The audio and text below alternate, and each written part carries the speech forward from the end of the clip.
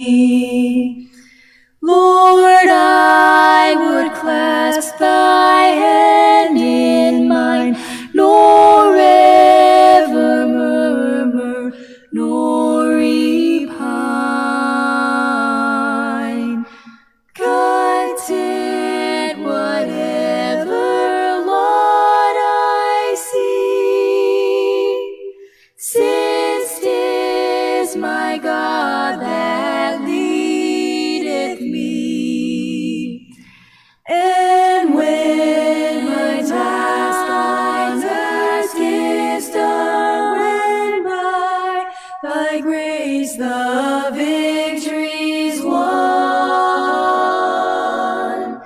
even death's wave I will not flee, since God through Jordan leadeth me.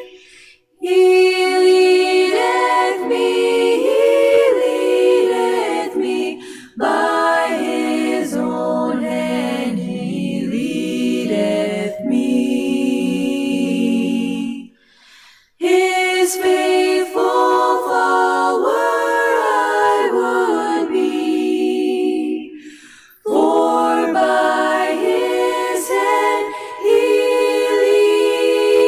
leadeth me.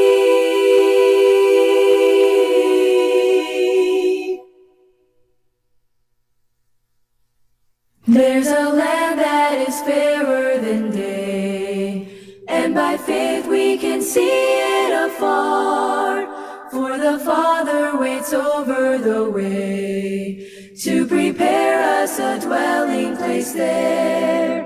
In the sweet by and by we shall meet on that beautiful shore. In the sweet by and by we shall meet on that beautiful shore. We shall sing on that beautiful shore the melodious songs of the blessed, and our spirits shall sorrow no more.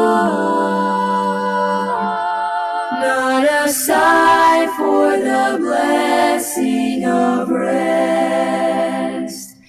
To our bountiful Father above, we will offer our tribute of praise for the glorious gift of his love and the blessings that hallow our days. In the sweet by and by, we shall meet on that beautiful shore. In the sweet by and by, we shall meet on that beautiful shore.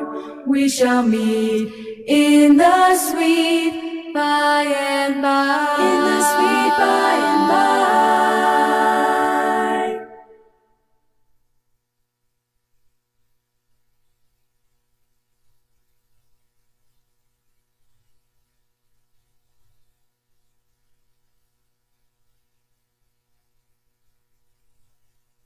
One of these days,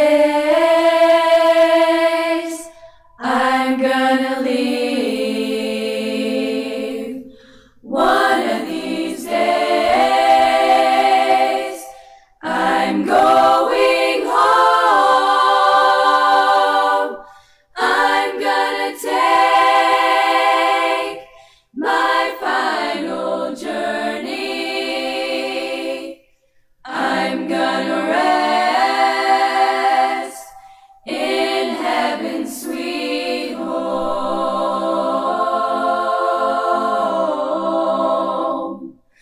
Oh, stepping on the clouds, we'll see Jesus rise to meet him in the air. Stepping on the clouds, he will greet us. All the joys together we'll share. I'm gonna leave this world behind me, going where the devil cannot find me. I'm going higher, higher. Stepping on. Sound check, sound check. Magandang umaga po. Sound check. Ayun.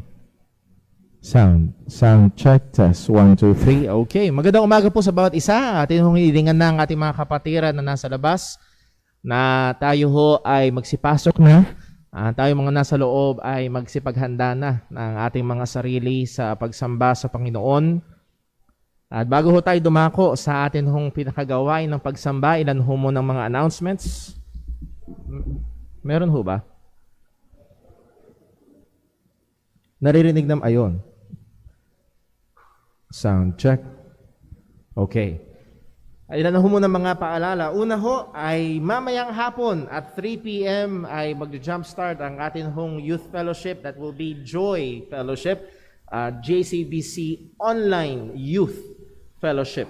So yung ating mga young people ay atin hong inaanyayahan, pinapaalalahanan, and salamat sa mga kabataan na tumugon. Dumami yung ating mga members sa atin hong group chat and sa ating Facebook group. So nawa ay tulungan tayo ng Diyos na maging maayos even with the technical side ay walang magkaroon ng problema. Kung sakali ho na hindi pa ho o meron kayong mga tanong patungkol sa gagamiting Zoom app or whatever, pwede ho kayong magtanong sa akin or kay Brother Daryl. You can send a private message po. And then yung link ay ibibigay din naman ho natin sa mga group chats and dun sa Facebook group. So alas 3 po yan. At atin hong pinagpe-pray and very excited ho tayo sa bagay ho na yan. And atin hong ini-encourage sa mga young people to be active, to be participating. Kung merong mga tanong, kung merong kantahan, at kung ano-ano pa, ay maging active ho tayo para ho masulit yung time na atin hong spend together. So ipag-pray ho natin ang bagay ho na ito. And then, ito ho ay mangyayari medyo exclusive ho sa mga kalalakihan. This coming Friday, this week Friday, ay magkakaroon ng isang simpleng tinawag na Pastors and Workers Fellowship. Pero i-welcome ho ang mga kalalakihan dito ho sa JCBC at 10 a.m. Simpleng merienda, simpleng kwentuhan at simpleng usapan patungkol na rin sa mga bagay sa church at theologia. So that will be on Friday and that will be for men kung available ho kayo, and welcome po kayo dyan. Hopefully may makakasama rin tayo ibang mga kamanggagawa mula sa ibang mga churches. Diyan ho'y paanyaya ng aking hong ama, si Brother Boy Jose. And then also po, ang atin hong mga regular ng gawain, Wednesday, meron tayong Time in the Word. Friday, Time in the Word, and also online prayer meeting around 7:15 p.m. Inaasahan ho ang mga kapatiran na makabahagi po sa bagay po na yan. Di ba na lang kung may nakakalimutan ako sa ating mga announcements, Brother William? Meron ba ako nakakalimutan? I believe wala na. Belated happy birthday and special, extra special, belated happy 18th birthday, Sister Tricia May. Tricia Ann, hindi Tricia May. Tricia Ann Danuda. So purihin ang Panginoon at salamat sa kanyang katapatan sa iyong buhay. At patuloy ka pang lumago sa pananampalataya. Meron ho bang magbe-birthday ngayong linggo? Merong magbe-birthday ngayong linggo. Sa Sabado, birthday ng pinakapogi. Ay, hindi ko masasabing pinakapogi kasi may kapatid na lalaki. Birthday ho ni Brother Daryl Velasco. So, Brother Daryl, advance happy birthday sa iyo, and hintay na lang kami. Joke lang po. So, pwede ba tanongin? 29 ba? 30! Sige. Mamaya na lang tayo mag-usap. Wiro lang. So, happy 30 years, happy birthday this coming Saturday. Meron pa ho ba magbe-birthday ngayong linggo? Wala na? Baka meron tayong nakakalimutan. Ay, sige Jojo, kailan po? Sa 29. So, yun ho ay sa Friday naman. So, advance happy birthday po, Brother Jojo. So, purihin ang Panginoon. Mag-ilang taon na ho si Kuya Jojo? October 29. Sige po. So, purihin ang Panginoon. So, advance happy birthday nga po. Okay. So, siguro bago tayo dumako sa prayer, palampasin natin itong tumutugtog sa ating gilid.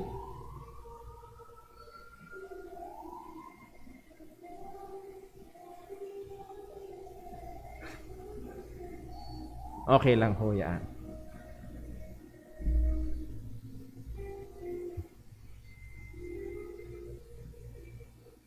And by the way, that reminds me, mamaya hong gabi ang ating pag-aaralan sa Sunday evening service ay Psalm 90. kung meron ho kayong time na basa-basahin ng Psalm 90, at naalala ko ho sapagkat may kinalaman sa buhay at kamatayan ang Psalm 90.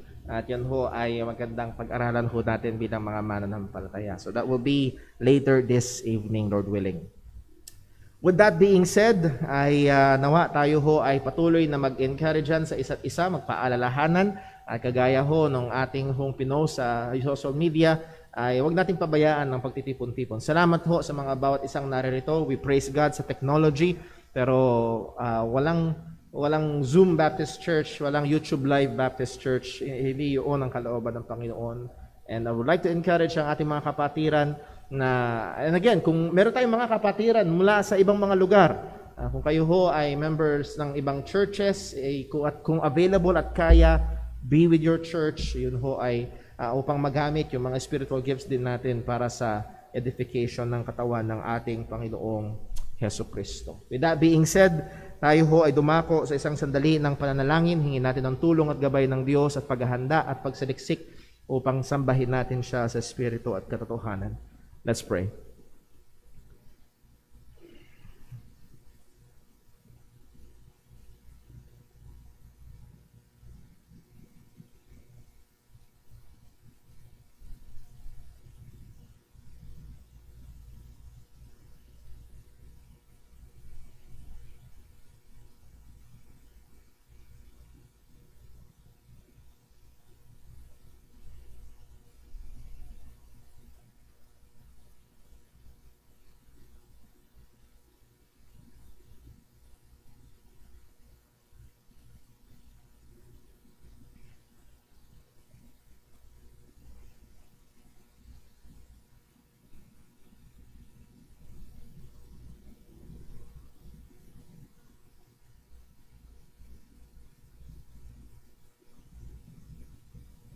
Manalangin po tayo.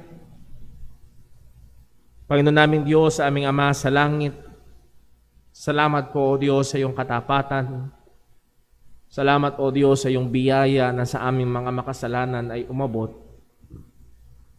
At sa aming mga mananampalataya, Panginoon, sang-ayon sa iyong salita, ang iyong biyaya, ang iyong pagmamahal, ay hindi nagsimula doon sa krus, kundi bago palalangin ang sanlibutan, ay minahal mo na kami. Salamat sa katotohanan ito, at salamat sa kayong pagmamahal na siyang basihan ng aming pag-asa. Tama, O Diyos, dalangin ko po, nagabayan mo kami sa gawaing ito. Napakadali naming mahulog sa pagiging mekanikal na lamang ng aming pong pagsamba. Nawa, O Diyos, sa bawat aspeto, sa pananalangin, sa pag-aawitan, sa pagbabasa ng iyong salita, sa pagkakaloob, maging sa pangangaral ng iyong banal na salita, ay tunay nga ang lahat ng ito ay magawa namin ng nagbibigay papuri sa iyong dakilang pangalan. May alay namin ang aming mga sarili bilang haing buhay, banal at kalugod-lugod sa iyong harapan. Tulungan mo po ako, O Diyos, ingatan mo pong bawat isa na may kinalaman sa gawain na ito, maging ang aming mga kapatiran na naririto sa bahay-sambahan at maging ang mga nakatunghay via live stream. O Diyos, tulungan mo sila. Napakadaming agaw pansin, napakadaming hamon. Nawa, Panginoon, ay maituon namin ang aming mga sarili sa pagsamba sa iyo. At ikaw rin po, O Diyos, ang gumawa at magpaalala sa iyong mga anak na tila baga, nakakalimot at nagpapabaya sa pagtitipon.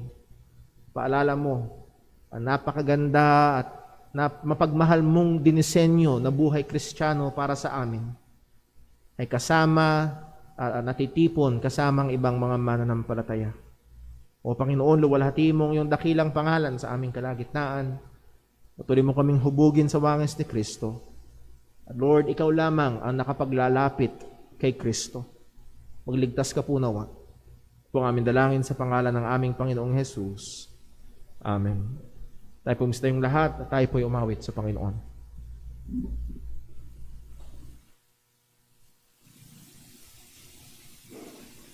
Tayo po'y mawit. Awitin po natin Wonderful Grace of Jesus.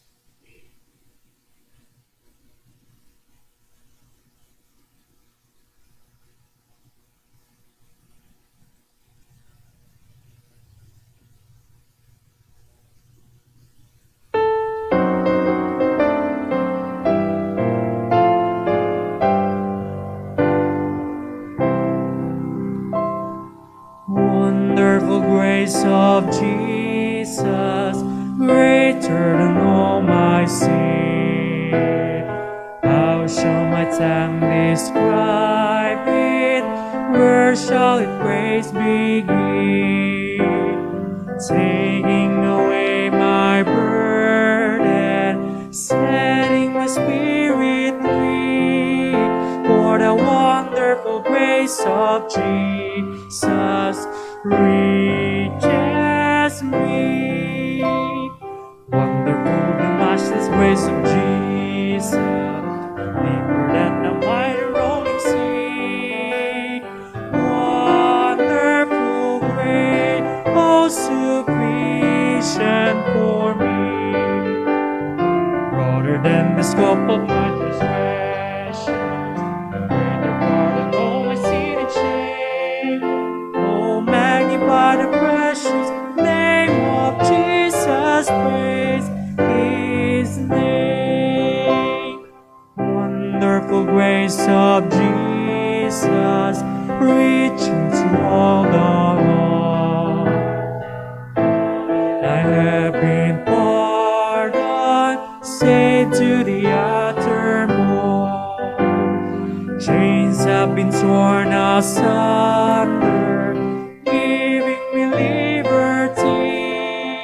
For the wonderful grace of Jesus reaches me.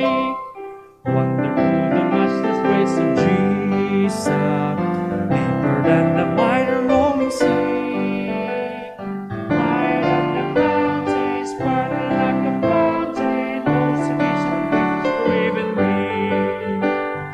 Broader than the scope of my transgression, greater pardon all my sin and shame. Oh, magnify the precious name of Jesus, praise His name.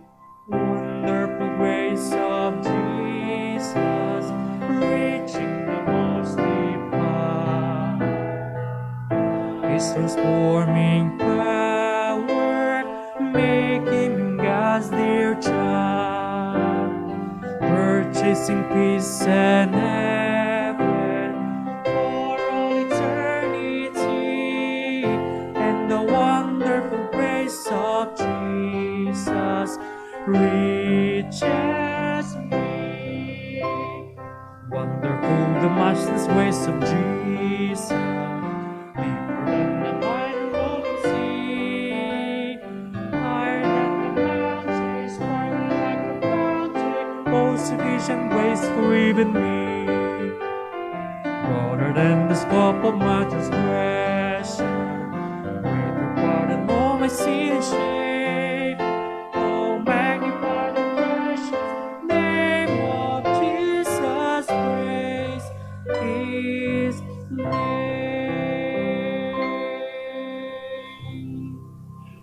Manatili po tayo ng tayo.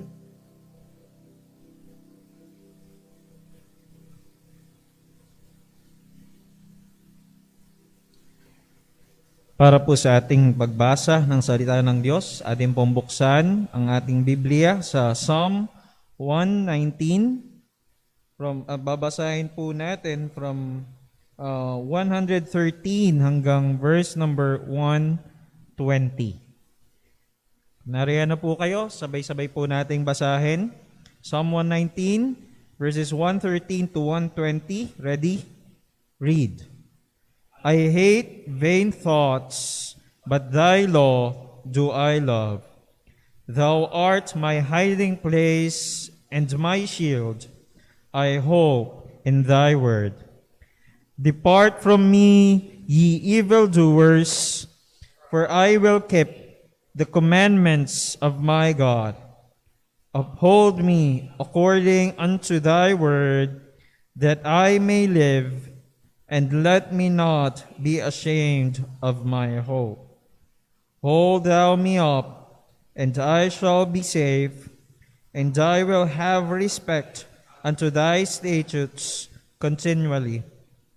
Thou hast trodden down all them that err from thy statutes, for their deceit is falsehood.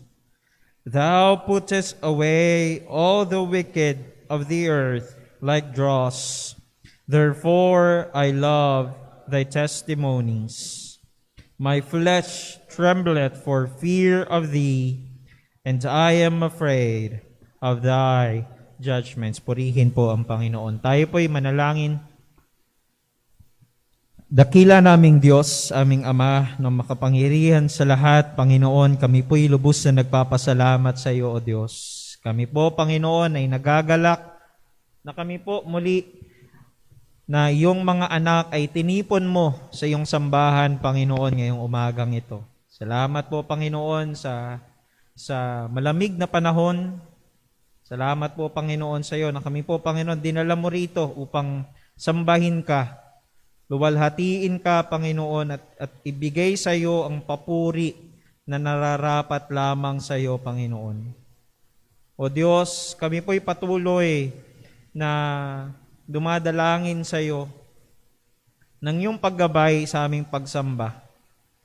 Dahil kung kami po, Panginoon, ay magre-rely sa aming mga sarili, Panginoon, kami po'y magpo-fall short sa kalwalatian mo, Panginoon. Kami, O Diyos, patuloy kung meron mang karumihan sa aming mga puso, patawarin mo kami nawa. Sa aming pagsamba, Panginoon, ay nawa maging karapat dapat yung aming offer ng sacrifice ng aming worship sa iyo, Panginoon, ngayong umagang ito. Panginoon, tulungan mo po kami, kabayan mo po kami, maging ang aming pastor, si Brother Paul, sa kanyang pangangaral ng iyong mga salita, Panginoon. Gamitin mo po siya bilang instrumento na tagapahayag ng iyong mga salita. Ang iyong banal na Espiritu, Panginoon, ang siyang kumilos sa aming pananambahan, na siyang maging tagapagturo sa aming mga puso, Panginoon.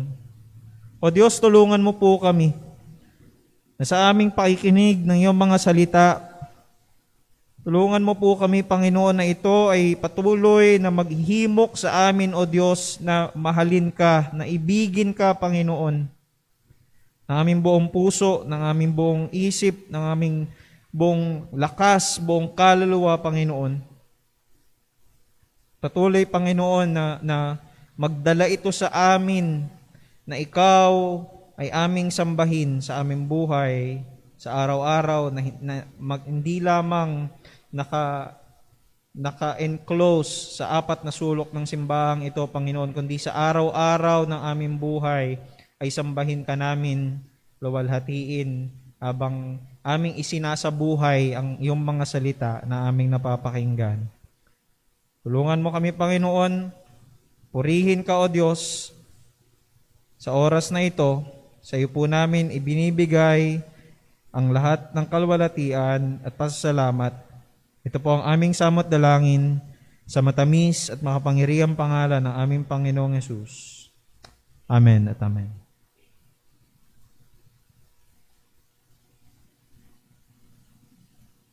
Tayo po rin tumawid sa Panginoon. Awitin po natin, The Solid Rock.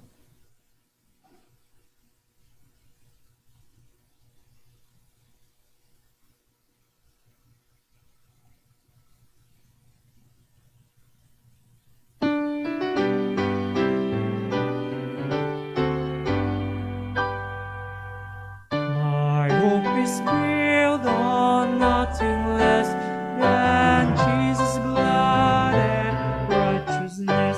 I dare not trust the sweetest friend, but only lean on Jesus' name. On Christ the solid rock I stand, all other ground is sinking sand. When darkness seems to hide His face, I rest on His unchanging grace. In every eye and stormy gale, my anchor holds within the veil. On Christ the solid rock I stand, all other ground is sinking sand. Is sinking sand. His love is covered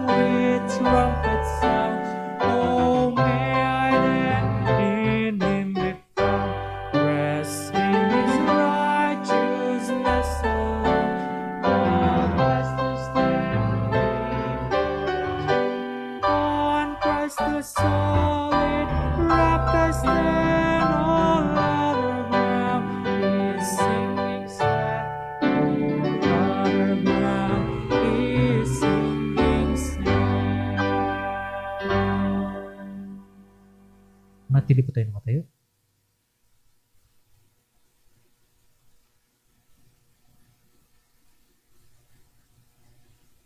Magandang umaga mga kapatid. Dadako tayo sa ating pagkakaloob sa ating Panginoon. Ating pong basahin, ang ating pong mga talata na basihan ng ating pong pagkakaloob sa Panginoon. 2 Corinthians, nandiyan po sa ating screen. Sabay po tayo mga kapatid, mabasahin. Verse 6, ready, read. But this I say, he which soweth sparingly shall reap also sparingly, and he which soweth bountifully shall reap also bountifully. Every man according to his purpose in his heart, so let him give, not grudgingly or of necessity, for God loveth a cheerful giver. In God is able to make all grace abound toward you, that ye, always having all sufficiency in all things, may abound.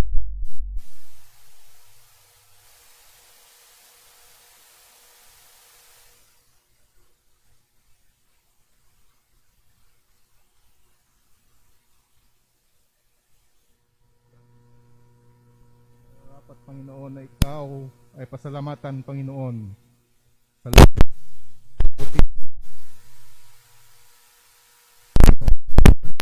Salamat na kilang Diyos.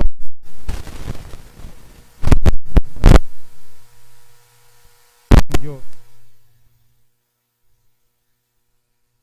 May pong ginawa doon sa krus na Kalbaryo. Sa umagang ito, na kami, Panginoon, binigyan mo po ng lakas, Panginoon, upang kami ay magkasama-sama, Panginoon, sa dakong ito, sa bahay-sambahan, Panginoon, upang ikaw, Panginoon, ay amin luwalhatiin at purihin, Panginoon. Ama, nabasa namin ang inyong pong mga salita, Panginoon, patungkol po sa pagkakaloob, Panginoon. O Panginoon, hiling namin dakilang Diyos ngayong umagang ito. Nabigyan mo kaming puso, Panginoon, na mayroong pong katuwaan habang kami ay nagbibigay, Panginoon, ng aming pong mga pagkaloob, Panginoon. Panginoon, turuan mo kami. At nawa dakilang Diyos, habang aming ihatid, Panginoon, ang aming pong pagkaloob, Panginoon, ay mayroong ngiti sa aming mga labi, Panginoon. At nawa, Panginoon, masumpungan mo po ang aming mga puso, Panginoon, na mayroong pong katuwaan, Panginoon, habang ginagawa, Panginoon, ang bagay na ito. Panginoon, pagpalain mo po ang pira na malilikom. Nawa, Panginoon, ito'y magamit sa pinakamainam na paraan, Panginoon, sa iyong iglesia, Panginoon.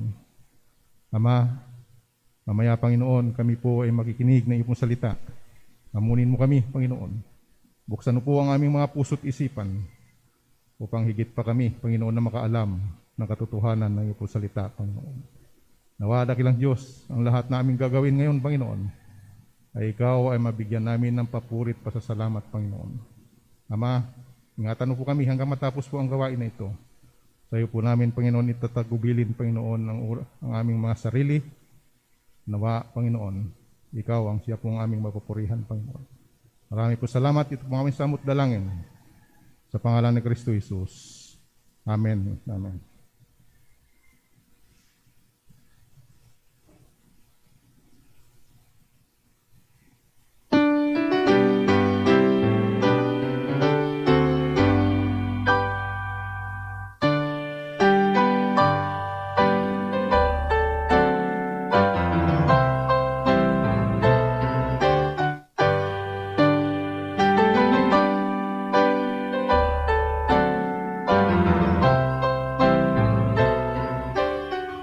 Tayo po'y magsing lahat. Tayo po'y tumawag sa Panginoon.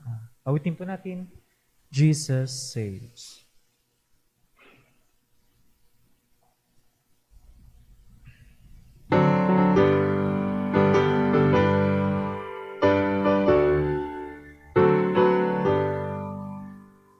We heard a joyful sound. Jesus saves, Jesus saves.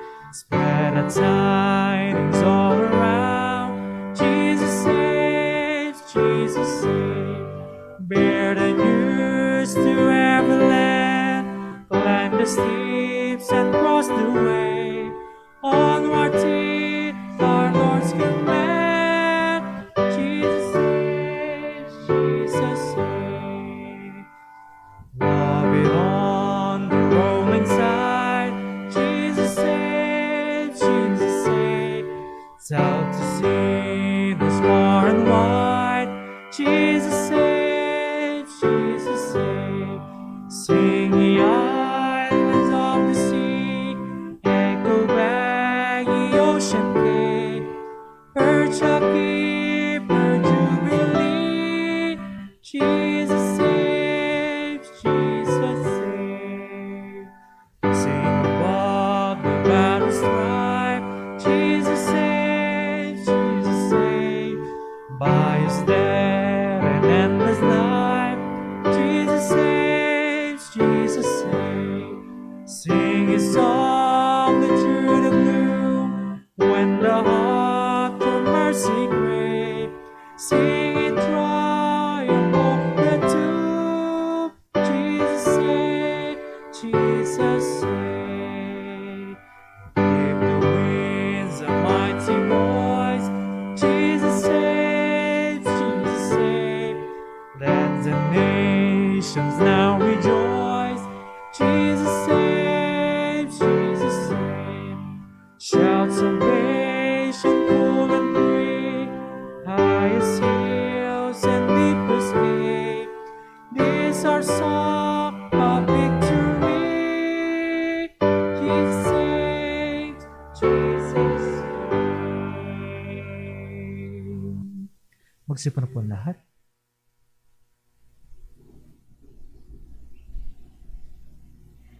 O muli ho, magandang umaga sa bawat isa. Ang tayo dumako sa ating pag-aaral ng salita ng Panginoon. Isa ho sa libangan ni Brother Paul tuwing ako ho ay nagmamaneho at ako'y mag-isa sa sasakyan ay makinig ng radyo. At kung merong panahon na hindi ko ho masyadong gusto ang aking napapakinggan ay sa tuwing hapon. Dahil tuwing hapon, mga bandang 1:00, 2:00, 3:00, ay wala namang mga balita. At ang madalas na mapapakinggan doon ay mga radyo nobela. At madalas sa mga radyo nobela ay mga kwento ng pag-iibigan at mga hamon sa pag-ibig at pag-asa dahil sa pag-ibig. At siguro nakapakinig na tayo nito na sasabihin noong bidang babae, mahal po ako ni Edward, inay. Babalikan niya po ako. At sasabihin ng nanay, hindi ka niya mahal, pinagpalit ka niya.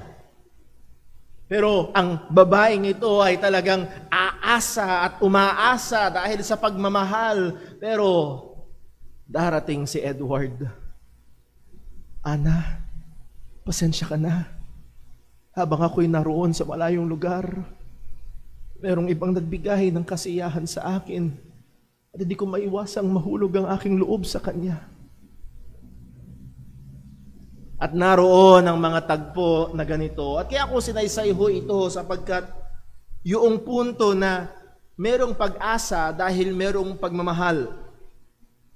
At actually sa pananampalatayang Kristiyano, sa pag-asa na meron tayo bilang mga Kristiyano, ang ating siguradong pag-asa ay nakatungtong o nakabase sa isang siguradong pagmamahal.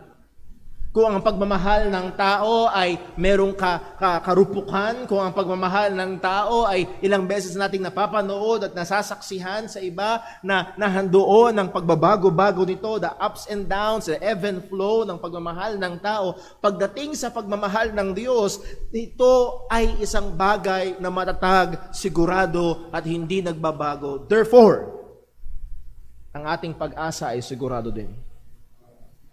Sure hope based upon sure love. At ito ang ating pag-aaral ngayong umaga. Nais ko kayong anyayahan sa pagpapatuloy sa Romans chapter 5. Romans chapter 5 at sisimulan ho natin ang pagbasa sa verse number 6. Last Sunday, pinag-aralan natin ang verses 1 to 5. And Lord willing, ngayon hong umagang ito ay pag-aaralan natin ang simula sa verse number 6. At hindi ko ho nakikita na matatapos natin hanggang verse 11. Tayo po'y magstayong lahat para sa pagbasa ng salita ng Panginoon. Romans chapter 5, verses 6 to 11. Babasahin ko ho at pakisundan nyo sa inyong mga Biblia. Ito po ang sabi ng salita ng Panginoon. For when we were yet without strength, in due time Christ died for the ungodly.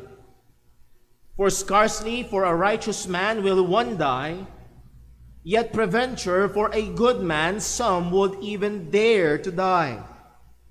But God commendeth his love toward us, in that while we were yet sinners, Christ died for us.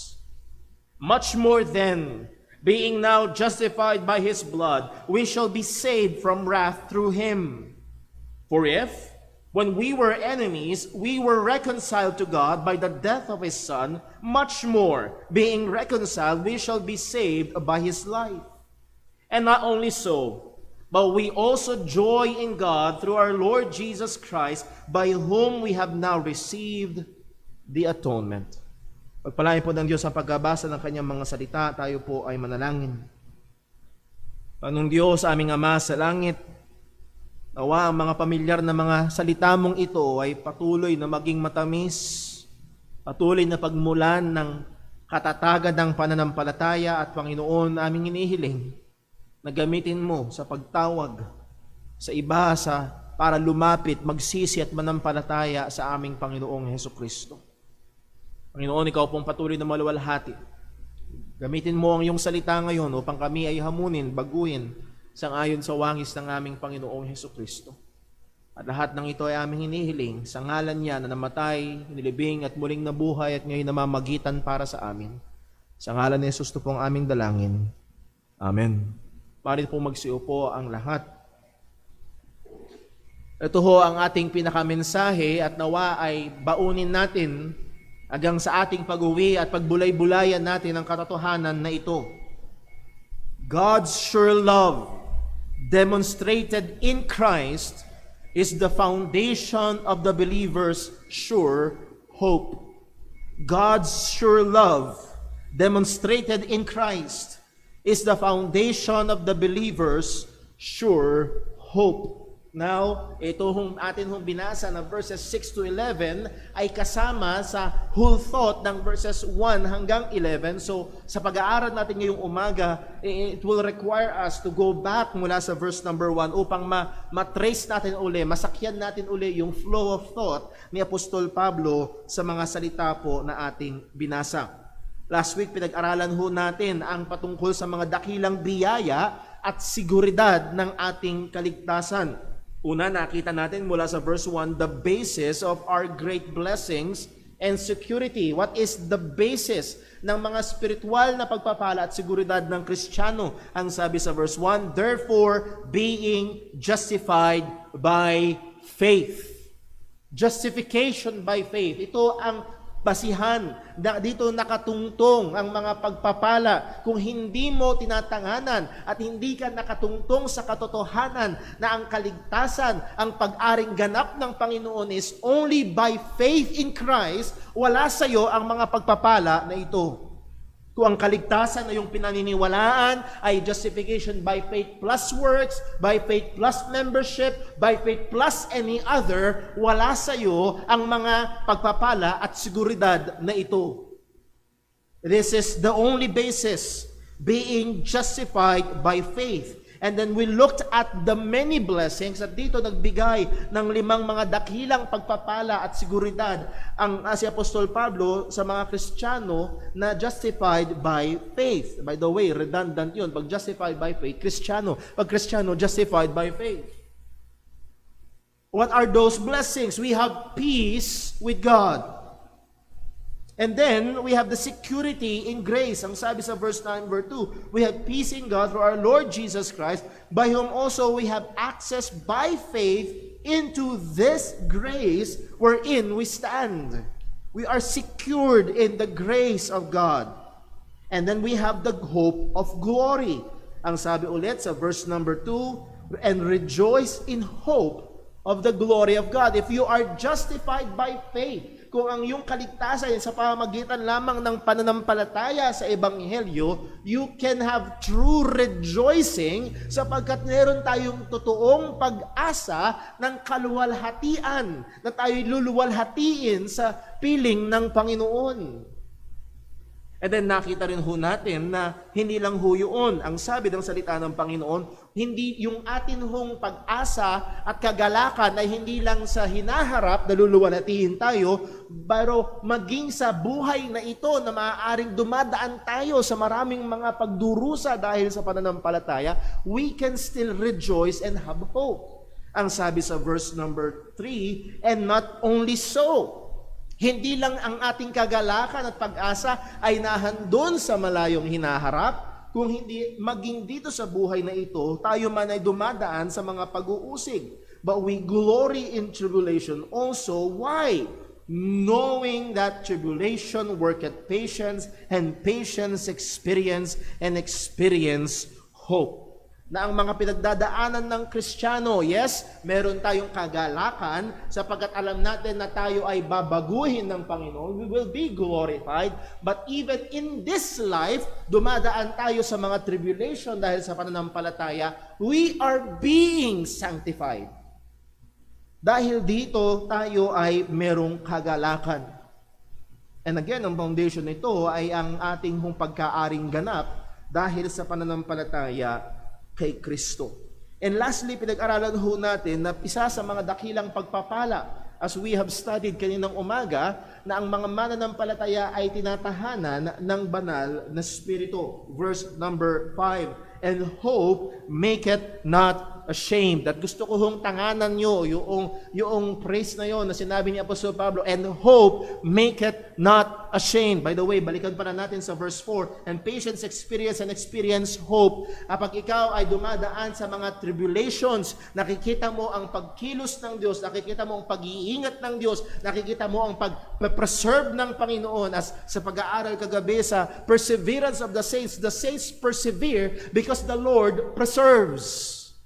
We are kept by the power of God. At habang nakikita mo ang pagkilos ng Diyos sa buhay mo, na dumadaan ka sa pag-uusig, hindi ka lumalayo, kung hindi ka nalalalo, ang nalalapit kay Kristo, you rejoice in hope at nag-i-increase yung assurance mo that you are really saved. You grow in assurance. By the way, ninote ko lang ho dito, makikita natin dito yung security and assurance. We are secured. Ang sabi ho dun sa verse number 2, we rejoice in hope of the glory of God. Secured yun. Walang Kristiyanong hindi darating doon. Pagdating sa verse 3 and 4, we grow in our assurance as we grow in the Christian faith, as we tayo lumalago, at isa sa mga pangunahing gamit ng Panginoon ay ang pagdaan sa mga pagsubok, lalo na dahil sa pananampalataya, nagbubunga yung experience ng hope. And again, dating sa verse 5, and this hope, itong pag-asa na ito, never, walang anumang tsansa na ito'y mapapahiya. Hindi katulad ni Ana na umaasa kay Edward na napahiya yung kanyang pag-asa dahil pumalya ang pag-ibig ni Edward, kung hindi ang pag-asa natin ito ay walang anumang tsansang mapahiya. Walang anumang tsansang pumalya dahil ang pag-ibig ng Diyos ay sigurado. Bakit daw ho ito sigurado? Sinabi ni Apostol Pablo sa verse 5, because the love of God. This is the sure foundation ng ating siguradong pag-asa. The love of God is shed abroad in our hearts by the Holy Ghost, which is given unto us. Last week, tignan natin ang sabi diyan, because ito yung reason na meron tayong pag-asa na hindi mapapahiya. Ano daw ang pag-asa? The love of God, ang pag-ibig ng Diyos. This is the saving love of God. Ito yung nagliligtas na pag-ibig ng Diyos. Ito yung pag-ibig ng Diyos na nagsugo ng kanyang bugtong na anak upang tayo ay tubusin.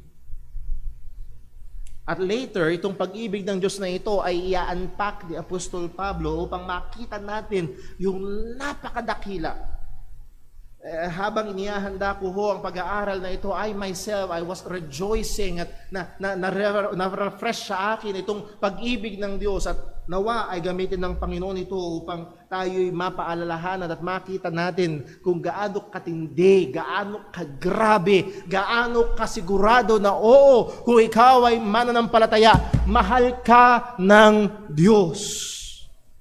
Mahal tayo ng Panginoon. At hindi mapapahiya ang pag-asa na meron tayo. Ang sabi, this love of God is shed abroad in our hearts. Kung yun naalala yung pag-aaral last Sunday, it is shed abroad in our hearts. If you do a word study, ang ibig sabihin, it is largely given. It is liberally bestowed. Hindi tinipid. Hindi kaunti. Maramihan, abultuhan, ibinuhos ng Panginoon ang kanyang pag-ibig sa atin. At ang sabi, by the Holy Ghost. Paano ito binigay ng Panginoon? Sa pamamagitan ng banal na Espiritu, which is shed abroad in our hearts by the Holy Ghost, which is given unto us. Now, let me just remind us, sang-ayon sa salita ng Panginoon, ang isang makasalanan, ang isang taong patay at alipin sa kasalanan, paano siya magre-respond sa pag-ibig ng Diyos? Sang-ayon sa salita ng Panginoon sa John chapter 3 verse 19, and this is the condemnation that light is come into the world and men love darkness rather than light because their deeds were evil. Ang magiging tugon ng isang makasalanan kapag nakita niya ang pag-ibig ng Diyos, kapag nakita niya ang liwanag ng Diyos, walang iba kundi si Kristo Jesus, men loved darkness rather than light. Mas pipiliin nila ang kadiliman. Kaya ho, minsan may nagtatanong sa akin, Brother Paul, ba't ganoon? Yung mga kamag-anak ko, sinisiran ko, ayaw nila. Hindi ho, nakakagulat yun. Ang nakakagulat ay yung merong tutugon. Ang nakakagulat ay yung may bibigay interest. Ang halong nakakagulat kapag merong iniligtas o merong naligtas. At merong naligtas kasi may nagligtas. At yun ay kilos ng Panginoon. Ang sabi sa 1 Corinthians 2 verse 14, ano ang tugon ng hindi mananampalataya? Ano ang tugon ng isang makasalanan? But the natural man receiveth not the things of the Spirit of God, for they are foolishness unto him, neither can he know them, because they are spiritually discerned. Last Friday, sa atin hong prayer meeting, online prayer meeting, shinare ni Sister Joyce yung kanyang kalagayan na marami siyang mga kaklase, sinusubukan niyang bahagian, pero rather than receiving yung good news, they are hostile towards the good news. Na ang layunin pa ay ipahiya, hamakin, at ang sa kanilang paningin, it's foolishness. Kamangmangan. Ayaw nila nito, kamangmangan sa kanila ito, and neither can they know it. Hindi nila kayang makilala ito, hindi nila kayang maunawaan ito. Because it is spiritually discerned. At tinidiinan ho dyan, ang problema ay spiritual. Ang problema ay spiritual. So, kailangan munang ang Diyos ay gumawa sa tao.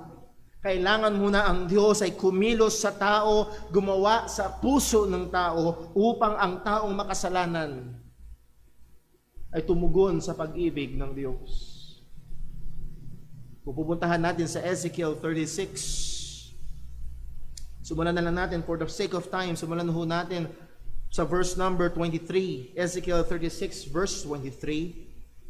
Ang sabi ng salita ng Diyos ay ito, and I will sanctify my great name which was profaned among the heathen, when ye have profaned it in the midst of them, and the heathen shall know that I am the Lord, saith the Lord God, when I shall be sanctified in you before their eyes. For I will take you from among the heathen, and gather you out of all countries, and will bring you into your own land, and will sprinkle clean water upon you, and ye shall be clean from all your filthiness, and from all your idols will I cleanse you. A new heart also will I give you. A new spirit will I put within you, and I will take away the stony heart out of your flesh, and I will give you an heart of flesh. Ito ho'y tinatawag na New Covenant. Ang sabi ng Diyos, ito ang gagawin ko. Yung pusong bato, yung pusong mas mahal ang dilim kaysa liwanag, yung pusong bato na yon na ayaw sa Panginoon ay aalisin ko at papalitan ko ng pusong laman, that is puso na nagmamahal at tutugon sa Panginoon. And take note, ang sabi diyan, I. It is the work of God. It is the work of God. Kung paanong sa Acts 16, masusumpungan natin sa verse 14, ang isang babae na kung saan binuksan ng Diyos ang puso. And God opened the heart of Lydia.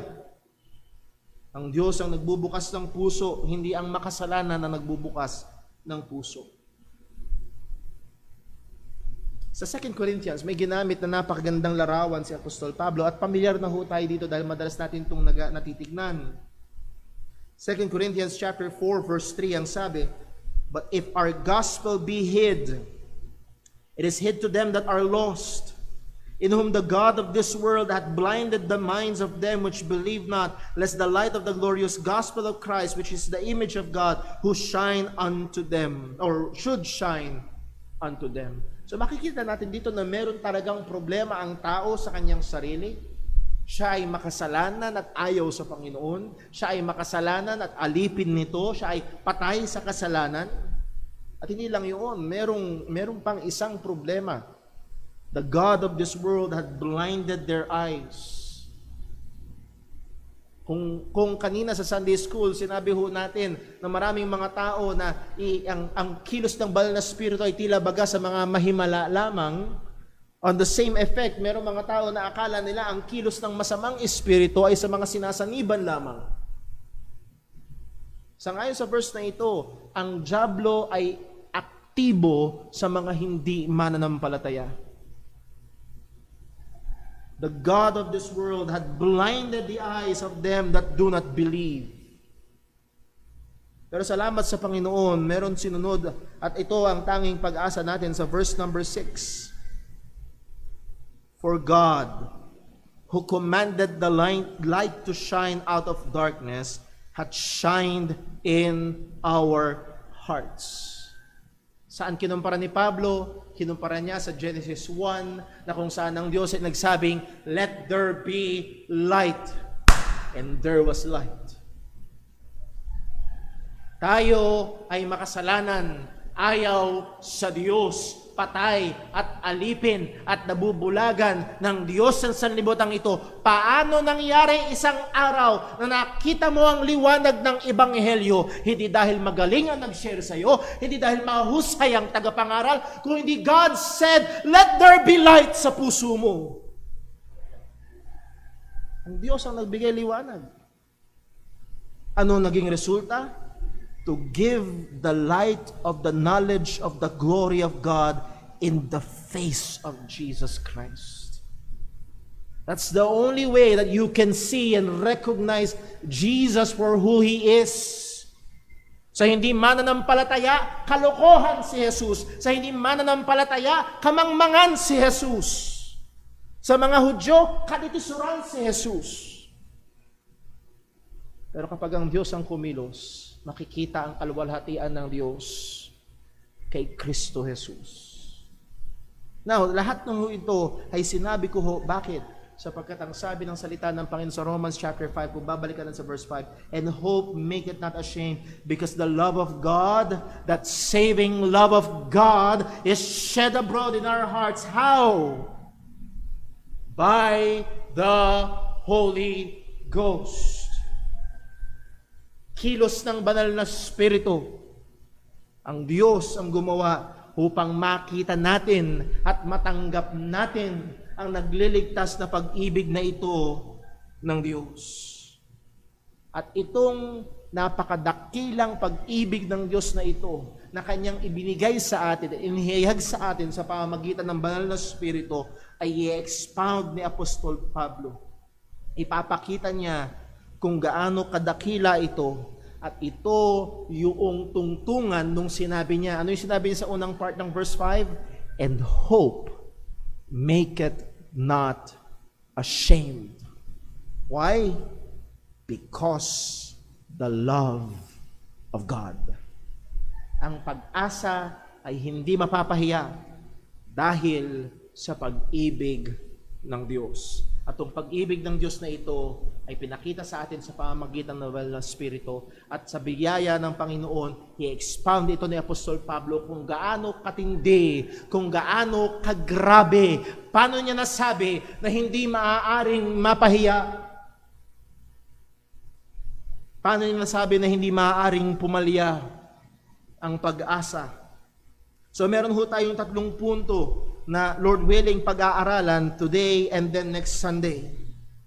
Point number 1, our hope is sure because 1, in love Christ died for us sinners. Point number 2, hope is sure because in love Christ lives for us believers. And then point number 3, hope is sure because in love Christ reconciled us to God. Again, ito ay dito tinungtong ni Apostol Pablo ang kasiguraduhan na pag-asa na meron tayo. So tingnan ho natin ang point number 1. Our hope is sure because in love Christ died for us. At mas magandang lagyan ko ng word na as sinners. Christ died for us as sinners.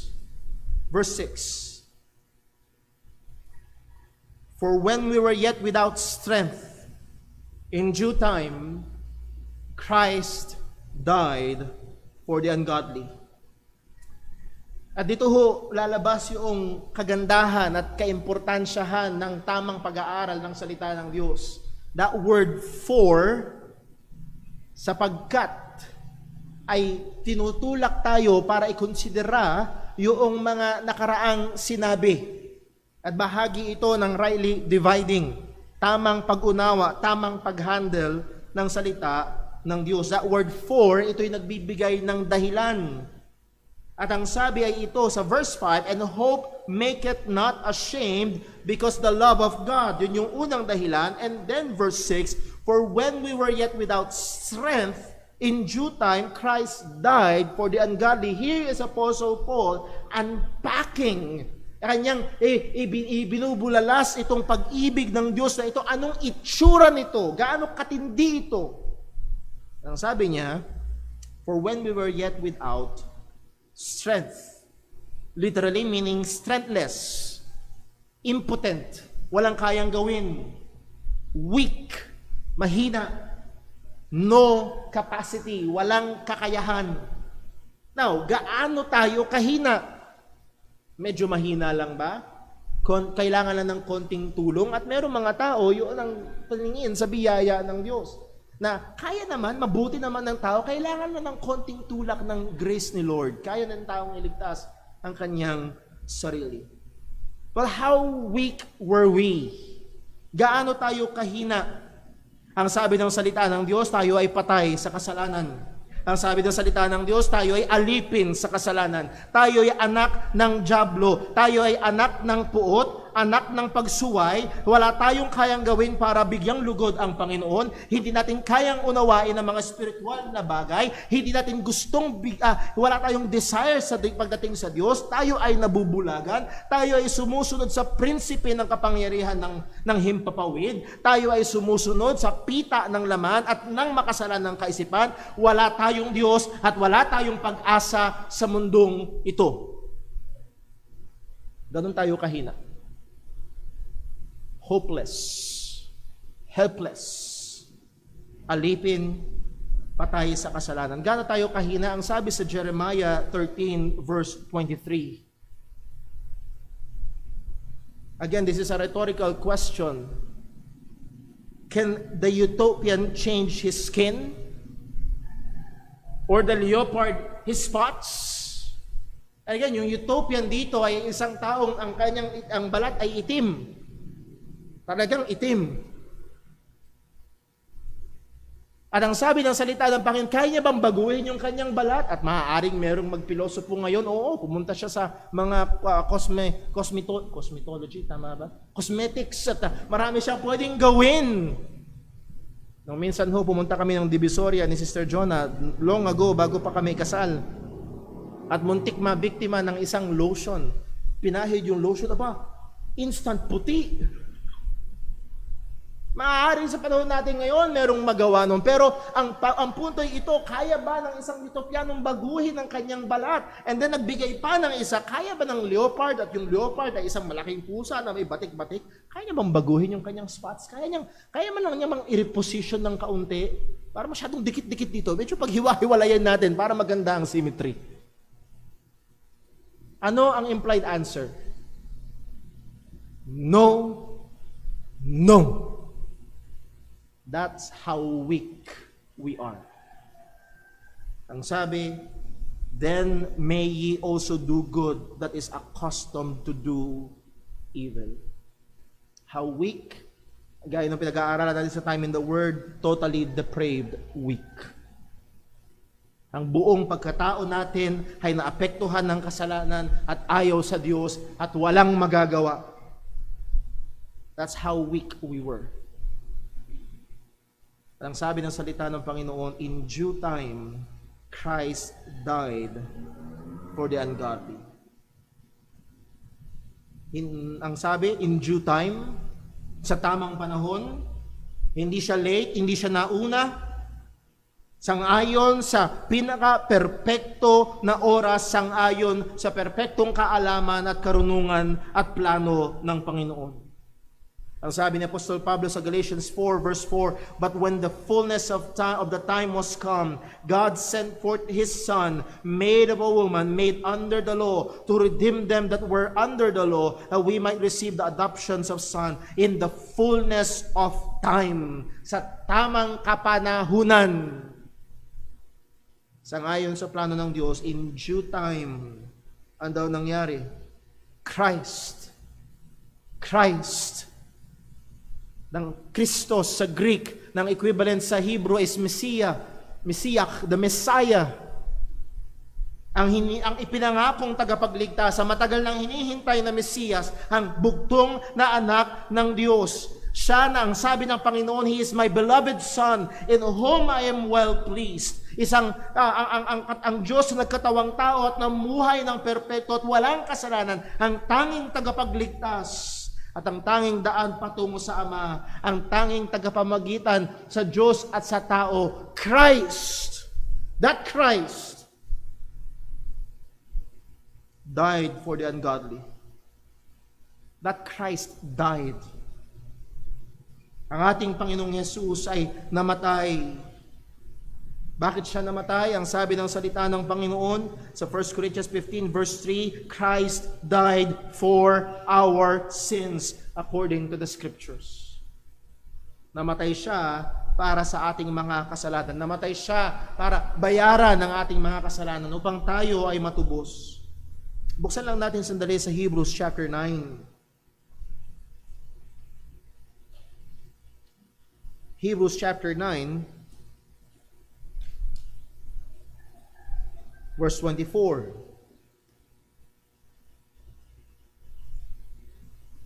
Hebrews chapter 9, verse 24. Anong sabi ng author ng Hebrews?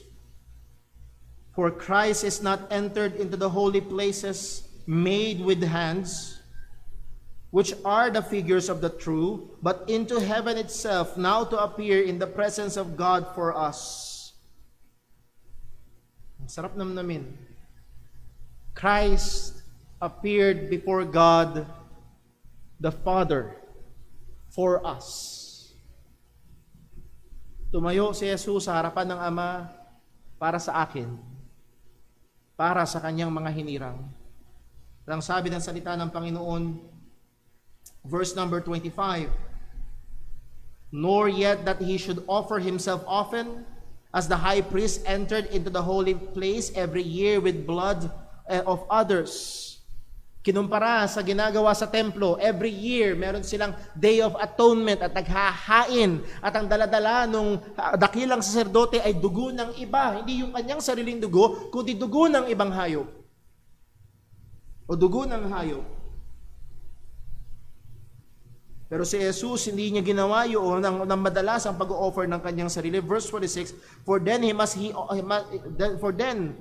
often have suffered since the foundation of the world. But now, once in the end of the world, hath he appeared to put away sin by the sacrifice of himself.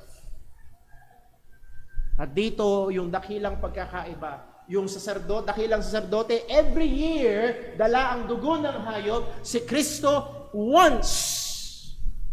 At ang sacrifice na dala niya ay himself.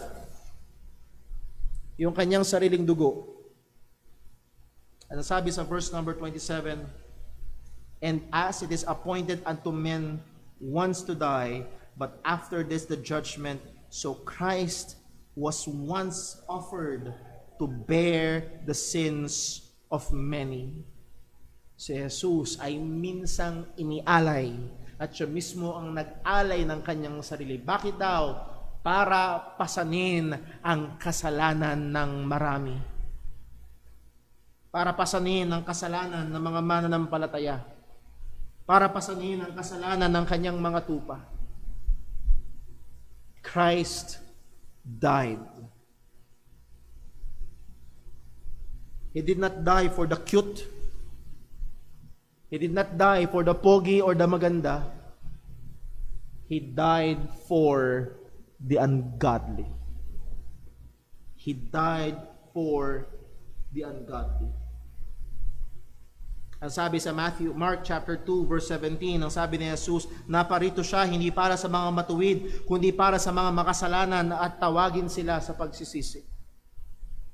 1 Timothy chapter 1 verse 15, This is a faithful saying and worthy of all acceptation, that Christ Jesus came into the world to save sinners, of whom I am chief, sabi ni Paul. Christ came for sinners. Christ died for the ungodly. And let me pause here for a while. At ikaw, kung meron man naririto o maging sa mga nanonood sa atin na ang tingin mo sa iyong sarili, ikaw ay mabait, ikaw ay okay pa rin, sapat ang pagiging relihiyoso mo, nanalangin ka gabi-gabi, at ilang beses ko nang narinig, hindi naman ako nakakalimot kay Lord, Brother Paul. Kahapon kamakalawa, meron kaming pinag-uusapan ni Mrs. ko, isang partikular na pamilya. Hindi sila malayo sa church. Wala lang. Wala silang pakialam. May mga bata sa bahay, wala silang pakialam. May apo, wala silang pakialam. Hindi nilalapit kay Kristo. Wala silang pakialam. Oh, mga kapatid, ang sabi ng salita ng Panginoon, wala silang pakialam dahil ang tingin sila sa kanilang sarili, basta hindi naman ako nakakalimot kay Lord. Nagdadasal pa rin naman ako. Oh, itong salita, ang sabi ng salita ng Diyos, Christ died for the ungodly. Ganito katindi ang pagmamahal ng Diyos. Hindi siya namatay para sa mga kaakit-akit. Hindi siya namatay para sa malilinis.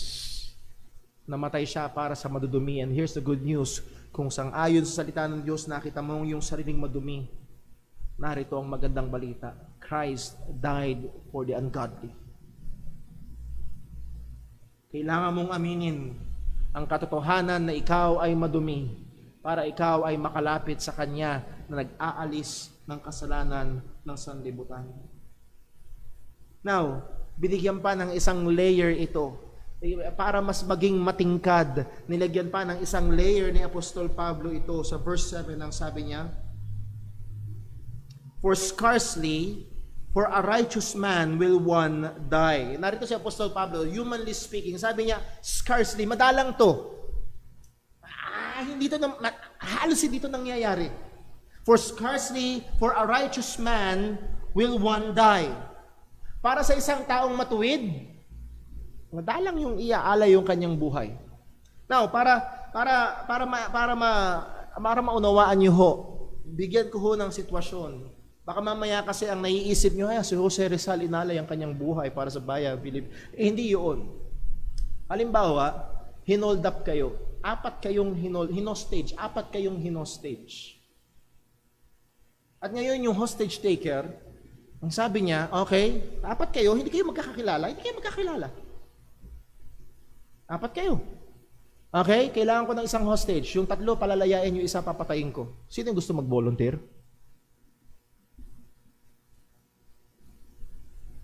Ang tawag doon, substitution. Kailangan ko ng isa na papalit dito sa papatayin ko. Hindi mo kilala?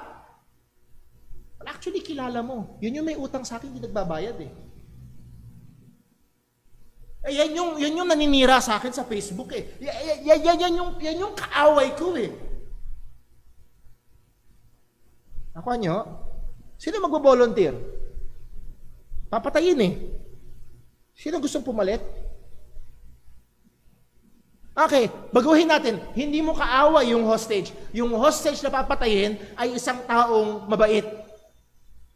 Matulungin. Mabuting tao at maaaring isang araw nakatanggap ka rin ng tulong niya, mabait. Papatayin ko. Sino gustong pumalit? Ako niyo yung point ni Apostol Pablo. Para sa isang matuwid, madalang ang mamamatay. At ang sabi niya, yet for venture, for a good man, some would even dare to die. O sige, maaari. Halimbawa, meron talagang natulungan, meron talagang nahipot, maaari talagang meron siyang kalooban na ibigay yung kanyang sarili. Sige na. Maaaring para sa matuwid, mabuting tao, mahusay na nilalang. Pero ang sabi ni Apostol Pablo, tuloy natin ang basa. Verse number 8. But, ano ibig sabihin ng but? It's a change of direction. Ano yung sinasabi ni Pablo? Para sa mabuti Para sa mabuti, madalang mamamatay. Pero pagpalagay natin, para sa mabuti, baka merong mamatay. But, God commended His love toward us in that while we were yet sinners, Christ died for us. How great a love is this? Gaano katinding pagmamahal. Nakita na kanina, para dun sa mabait, baka walang mamatay. Hayaan mo na. Ayoko. Pero narito si Kristo, namatay siya para sa atin habang tayo ay nasa kasalanan, habang tayo ay namumuhay ng pagre-rebelde, habang tayo ay sumusunod sa pita ng laman, sa arya ng sanlibutan, habang tayo ay patay at alipin ng kasalanan. Christ died for us. Ganito katindi, ganito kabigat, ganito kalalim ang pagmamahal ng Diyos. That word commendeth, God commendeth, that is to place together. Pagtabihin, at ang purpose ng pagtatabi ay para ipakita yung punto. Ang tanging ilustrasyon na naisip ko dito ay yung patalastas ng sabon, dinilabahan ng brand X. Tanggal yung mancha. Inilabahan ng magandang brand. Nagulat ka, no? May ipuputi pa pala. Pinagtabi at nakita kung gaano kahusay. At narito yung kababaan ng pag-ibig ng tao, yung kababawan, yung karupukan ng pag-ibig ng tao kahit sa matuwid. Ayaw mamatay ng tao. Hindi mo may sacrifice yung sarili mo sa matuwid na. Ilalagay ko dito sa tabi nito ang ginawa ng Diyos sa pamamagitan ni Kristo. God commended, God showed His love toward us in a striking view. Hindi ito pwedeng mapagkamalian. Ito ay napakalinaw. At makikita na mas maluwalhati, makikita na mas maganda, makikita na walang hanggan, na mas mataas at mas mainam ang pag-ibig ng Diyos na sa ano pa man ding pag-ibig na kayang ialok ng sanlibutan. God commended His love toward us. Magbigay ulit ako ng isang ilustrasyon. Ito yung madalas na uso sa mga young people, na mga irresponsable. Mga ano yung mga lalo na sa mga young men, yung paramdam effect. Puro paramdam. Ayaw seryoso, puro paramdam. Kaya hanggang MU lang.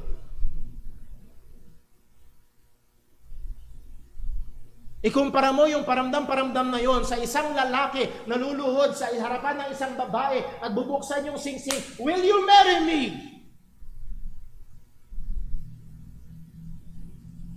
Gusto ko itang makasama habang buhay. Hindi lang kita gustong ihatid sa sakayan. Gusto ko isang makasama habang buhay. Yung dakila, yung laki ng pag-ibig na yun, kumpara doon sa paramdam.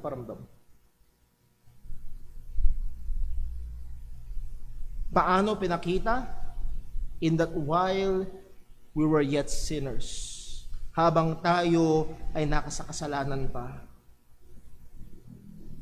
Ang pagmamahal sa mundong ito ay nakabase madalas sa panlabas. Ang pagmamahal ng sanlibutan ito ay nakabase sa madalas sa kung anong mapapala at makukuha at kung siya ba ay mapapasaya. At kung ang pagmamahal ay nakabase lang sa magandang nakikita sa panlabas, merong tanong, paano pag pumangit na ang panlabas? Paano kung yung makinis ay kumulubot na? Paano kung yung maputi ay umitim na? Paano kung yung malakas ay humina na? Kaya marami hong pagsasama na ang panlabas lang ang basihan. Pag may nakitang mas maputi, mas sexy, mas maganda, o mas macho, mas gwapo, mas kahali-hali na, ay lumilipat sa iba. Dahil panlabas lang ang basihan. Naalala ko may nagsabi sa akin, natatakot daw siya. Baka mamaya ang pang-asawa niya, ang mahalin lang ay yung panlabas. Paano nga pag pumangit na? Bakit ko sinasabi ito? Listen ho, hindi tayo minahal ng Diyos nung tayo ay maganda.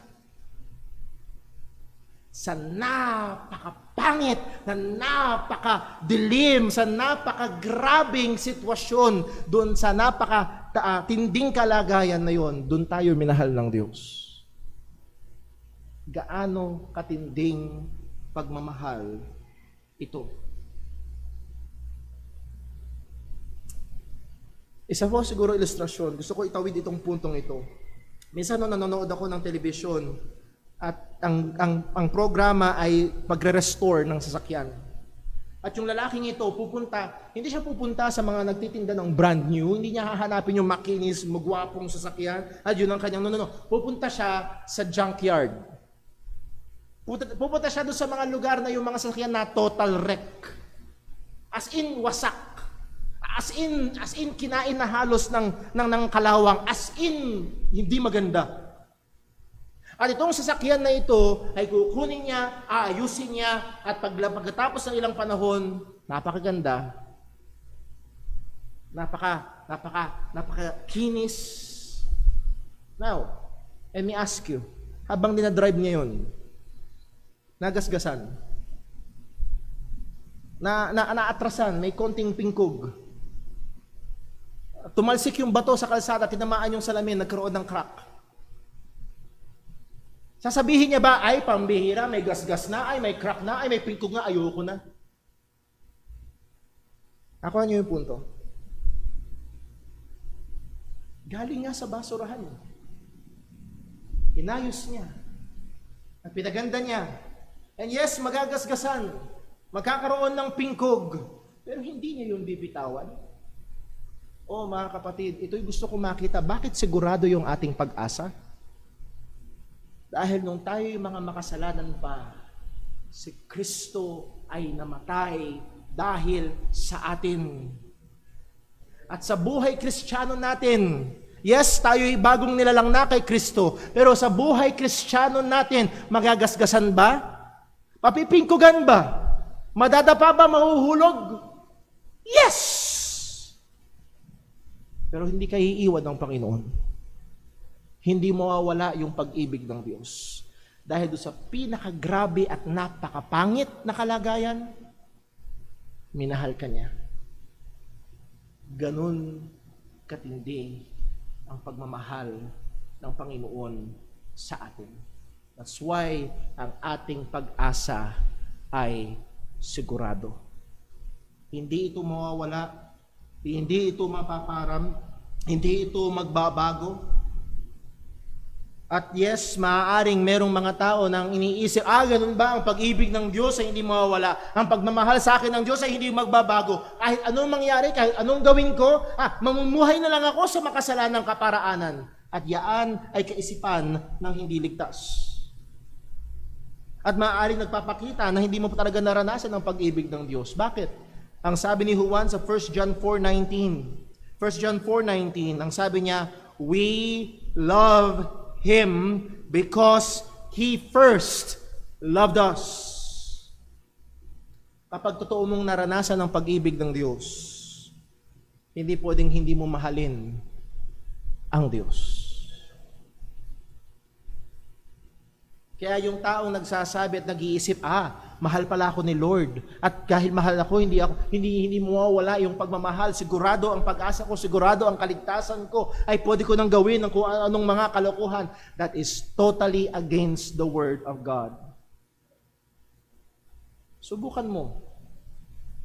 Sa yung pinakamadumi, pinakamababa, pinakapangit na kalagayan, minahal ka. Anong gagawin mo? Ang magiging tugon na nakaranas ng pagmamahal ng Diyos ay mamahalin niya ang Panginoon. Again, going back doon sa verse 8, but God commended His love toward us, kailan? In that while we were yet sinners, sa napakadumi at napakadilim na kalagayan, Christ died for us. Babalik tayo sa verse 5. And hope make it not ashamed. Hindi mapapahiya ang pag-asa na meron tayo.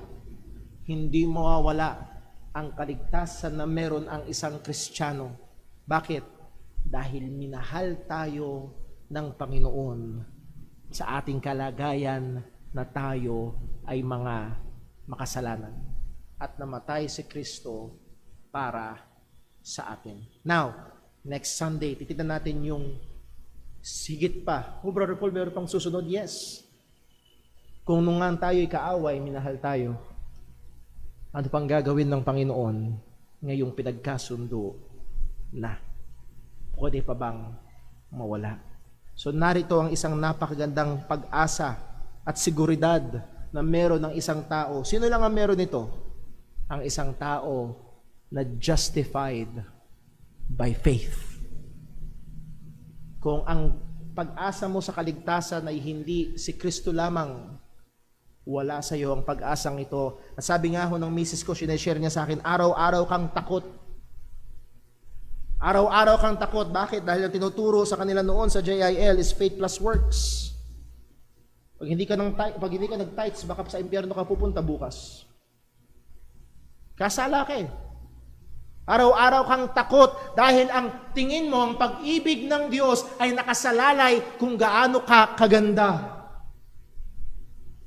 Sa performance mo. Oh no! Nung tayo'y mga makasalanan pa, minahal tayo ng Diyos at ang pagmamahal na ito ay hindi mapaparam, hindi magbabago. What shall separate us from the love of God? Nothing. I am persuaded that nothing can separate us from the love of God in Jesus Christ. Sigurado at napakatindi ng ating pag-asa. Sure hope. Bakit? Dahil sigurado ang pagmamahal ng Diyos. So titingin tayo. And yes, sa buhay Kristiyano pumapalya. At minsan meron nung dumarating sa buhay ng mananampalataya. nakagawa ka ng kasalanan, nagkamali ka, at oo, pwedeng makagawa ng malaking kasalanan. Mahal pa ba ako ni Lord? Oo, nung ikaw ay babad at namumuhay sa kasalanan, minahal ka ng Diyos. Ito ay siguradong pag-asa, dahil ang pagmamahal ng Diyos ay sigurado. Let's pray. Panginoon naming Diyos, aming Ama sa langit, o nawa, gamitin mo ang iyong mga salita at katotohanan ngayon upang kami patuloy na hubugin, turuan, palaguin. At Lord, may mga pagkakataon na natutokso kami na isipin na ang aming kumpiyansa ay nasa aming performance. Gaano kami kaganda, gaano kami kahusay, gaano kami ka-cute, gaano kami kagaling o sa mga paglilingkod namin sa iyo. Lord, narito, makita namin hindi ang husay namin, kundi ang dakilang pag-ibig mo. Nung kami ay pangit, madumi, makasalanan, ay minahal mo kami. At si Kristo ay namatay para bayaran ang aming mga kasalanan. At ang pagmamahal na ito ay hindi magbabago, hindi mauuga, hindi mapaparam, kung kaya't ang aming pag-asa kay Kristo ay hindi rin mababago, hindi rin mauuga, at hindi rin mapaparam. Patuloy mo kaming turuan ng iyong katotohanan na ito. Ito'y mong paalala sa amin na ikaw ang nagmahal sa amin na hindi kaibig-ibig. Ito'y patuloy na maging comfort, tungtungan na matibay, at patuloy na pag-asa namin na mahihina at patuloy na nagsusumikap sa biyaya mo. Ama, ingatan mo kami. Patuloy ka pong kumilos sa buhay ng iyong mga mananampalataya. Patuloy mong gamitin ang iyong salita na maging kalakasan at pagkain ng aming mga kaluluwa. Lord, muli kami po'y nakikiusap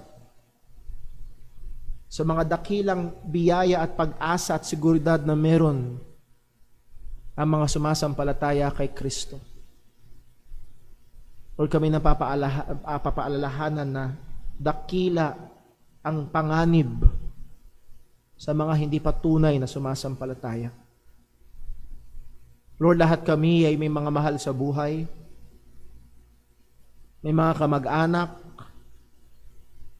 Lord, maaaring meron dito ay may mga anak,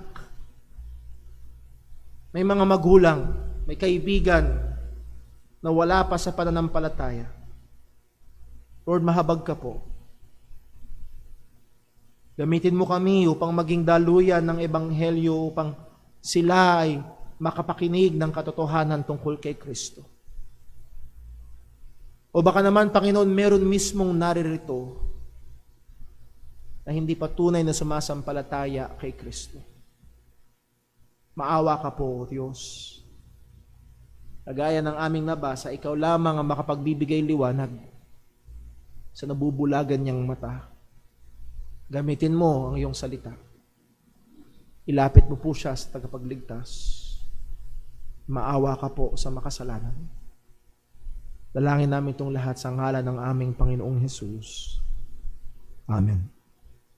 Tayo pag gusto yung lahat, tawitin ho natin ang ating pangwakas na awit.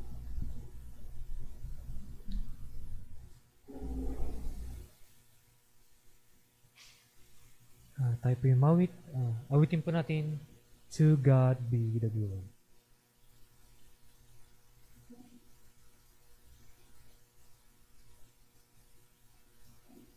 To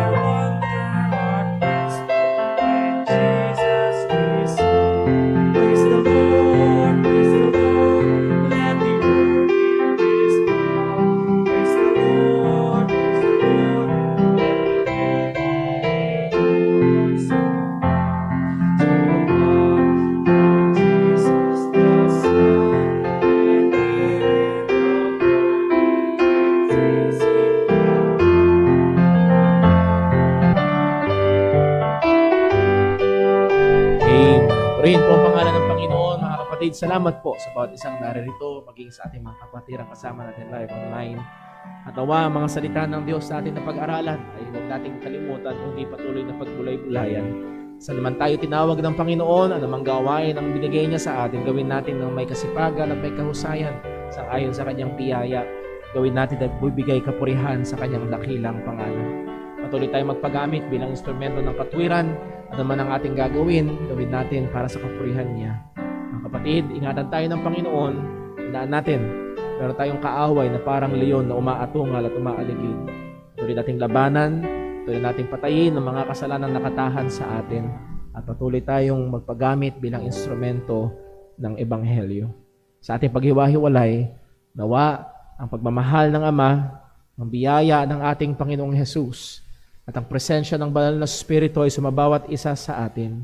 Palain at ingatan at gamitin tayo nawa ng Panginoon. God bless po. We are dismissed. Reminder po sa mga young people, 3:00, meron po tayong online youth fellowship. God bless po. Ingat po sa pag-uwi.